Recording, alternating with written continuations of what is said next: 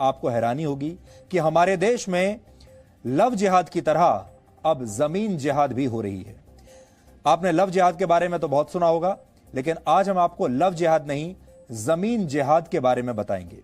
वैसे तो इस देश में सरकारी जमीन पर अवैध कब्जा करना किसी का भी जन्मसिद्ध अधिकार माना जाता है, लेकिन इसी देश के बेहद संवेदनशील राज्य में अगर यह जन्मसिद्ध अधिकार सिस्टम के ही आशीर्वाद से जिहाद का एक हथियार बन जाए तो आप क्या कहेंगे।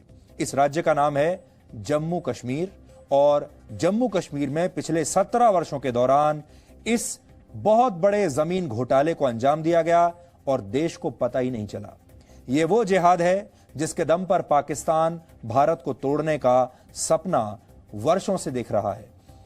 आज आप हर जगह राजनीति की खबरें देख रहे होंगे, लेकिन इससे अलग हम देश के लिए वो दबी हुई खबर आपके लिए निकाल कर लाए हैं जो आपको सोचने पर मजबूर कर देगी कि कैसे देश के साथ इतनी बड़ी साजिश वर्षों तक होती रही और किसी ने इस पर ध्यान तक नहीं दिया। इसीलिए हम आपको कह रहे हैं कि हमारे देश का जो मीडिया है ये खबर उसके एजेंडे को सूट नहीं करती। डिजाइनर पत्रकार आपको कभी इसके बारे में बताएंगे नहीं, और हमारे देश के नेता भी आपको नहीं बताएंगे, क्योंकि उनकी नजर वोट बैंक पर रहती है।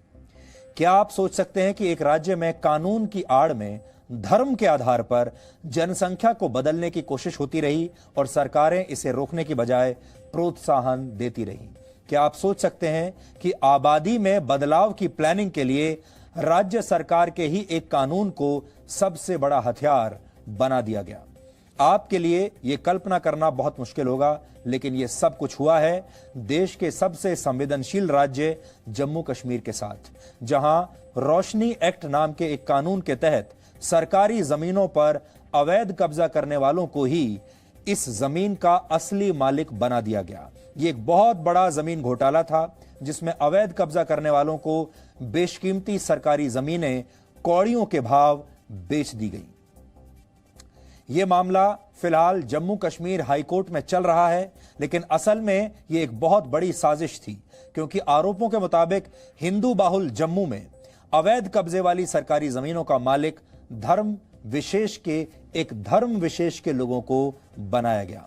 जब इस मामले से जुड़े दस्तावेज हमने निकाले जो इस वक्त मेरे हाथ में हैं, और इस मामले से संबंधित लोगों से जब हमने बात की, तो हैरान कर देने वाली जानकारियां सामने निकल कर आई। और जो जानकारियां हमें पता चली जब हम वहां पर गए, लोगों ने जो हमें बताया, वो अब हम आपको बताने वाले हैं। सरकारी जमीन पर मालिकाना हक देने वाले रोशनी एक्ट के तहत जम्मू में 25,000 लोग बसा दिए गए, जबकि कश्मीर में 5,000 लोग बसाए गए। सबसे ज्यादा हैरान करने वाली बात यह है कि हिंदू बाहुल जम्मू में जिन 25,000 लोगों को सरकारी जमीन का कब्जा दिया गया, उनमें से करीब 90% लोग मुस्लिम थे। आज हम आपको आंकड़े दिखाएंगे और ये आंकड़े शायद आपकी नींद को तोड़ देंगे। सवाल यह है कि अगर रोशनी एक्ट सिर्फ अवैध कब्जे वाली सरकारी जमीनों पर मालिकाना हक वैध करने के लिए था, तो फिर हिंदू बाहुल जम्मू की जमीनों पर करीब 90% मामलों में सिर्फ मुसलमानों को ही कब्जा क्यों दिया गया? हम यहां पर किसी धर्म विशेष के खिलाफ नहीं है, बिल्कुल भी नहीं है, और हम भी उतने ही धर्मनिरपेक्ष हैं जितना यह देश धर्मनिरपेक्ष है, जितना आप सब धर्मनिरपेक्ष हैं। और धर्मनिरपेक्षता का मतलब यह है कि किसी खास धर्म को अहमियत ना देना, सबको बराबरी के दृष्टि से देखना। यहां हमारा मुद्दा यह है, हम ये नहीं कह रहे कि धर्म विशेष के लोगों को फायदा दिया गया।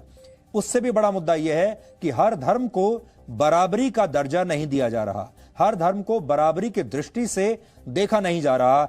एक धर्म को ज्यादा महत्व मिल रहा है और दूसरे धर्म को कम महत्व मिल रहा है, और यह धर्मनिरपेक्षता नहीं हो सकती।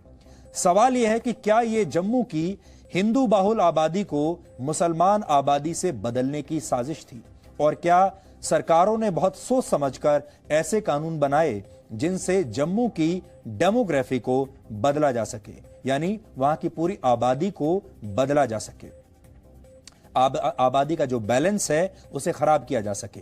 आज हमने इस मामले पर जम्मू से एक ग्राउंड रिपोर्ट तैयार की है, जिसमें आपको इन सारे सवालों के जवाब मिल जाएंगे। लेकिन पहले हम आपको जम्मू की आबादी का एक गणित दिखाना चाहते हैं ताकि आपको ये पूरी बातें समझ में आ जाएं, क्योंकि इससे आपके लिए आबादी में बदलाव और जमीन वाली इस साजिश को समझना आसान हो जाएगा। अब आंकड़ों पर नजर डालिए। 2001 की जनगणना के मुताबिक जम्मू में हिंदू आबादी करीब 65% थी और मुस्लिम आबादी करीब 31% थी। 65 और 31। लेकिन 2011 में जम्मू की हिंदू आबादी में करीब 3% की गिरावट आ गई और मुस्लिम आबादी में 3% की बढ़ोतरी हो गई, यानी 3% के करीब मुस्लिम आबादी बढ़ गई। हिंदू आबादी 3% कम हुई, मुस्लिम आबादी 3% बढ़ी। यानी जम्मू कश्मीर की जनसंख्या को बदलने को लेकर जो दावा किया जा रहा है उसकी पुष्टि कुछ हद तक सरकार के ये आंकड़े भी करते हैं।